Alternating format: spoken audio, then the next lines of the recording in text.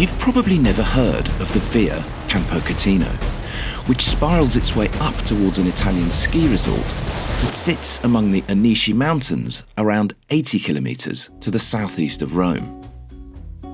The road begins on the northern outskirts of an ancient Roman town called Guarcino, which dates right back to the 8th century BC.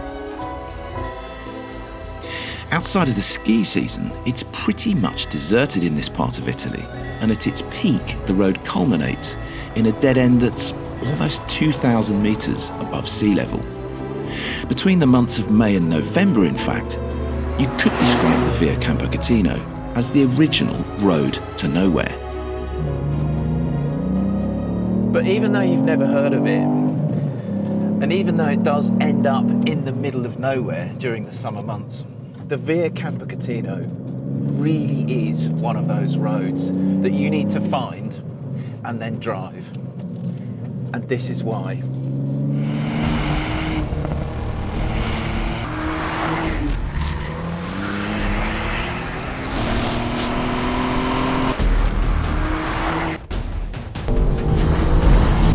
It's a pretty full-on piece of road, this. And there's absolutely no let-up in the action from where it starts, just on the outskirts of the town of Guarcino, all the way up to the top at the ski resort at Campocatino. And because it's so seriously twisty and intense the whole way up or down, by far the best kind of car to tackle it in is one that's nice and small, really agile and properly quick. A car that is in fact just like the new Fiesta ST.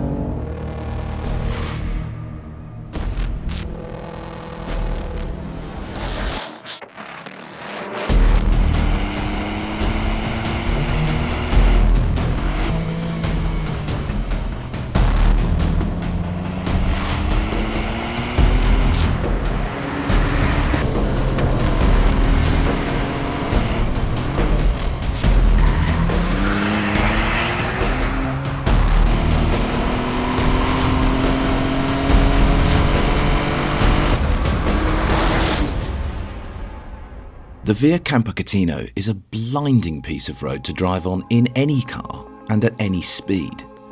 Yes, it's tight and twisty in lots of places, and yes, the driving experience it offers is pretty intense, but the views out across the Anici Mountains, once you reach the peak, are thoroughly spectacular. To the north, you can see the nature reserves of Monte Velino, and to the southeast, you can see right across to the national parks of Lazio, with Rome itself away to the northwest.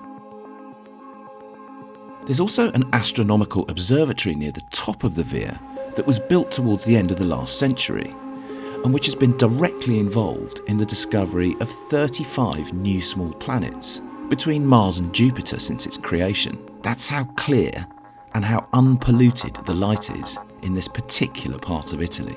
Better still perhaps, there are some great restaurants right at the top of the Via that serve good, authentic Italian food at incredibly reasonable prices for most of the year round.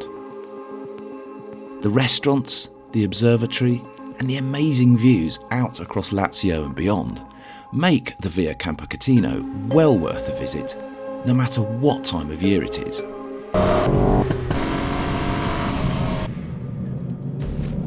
But if you're a rev head, it's the road itself that is the main draw, because it really is an absolute peach to drive.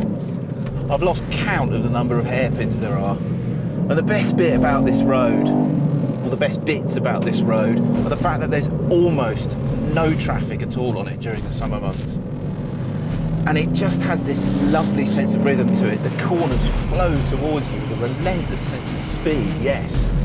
But they all feel really nicely connected to one another. And it's just so nice to drive. Properly intense, properly exciting piece of road.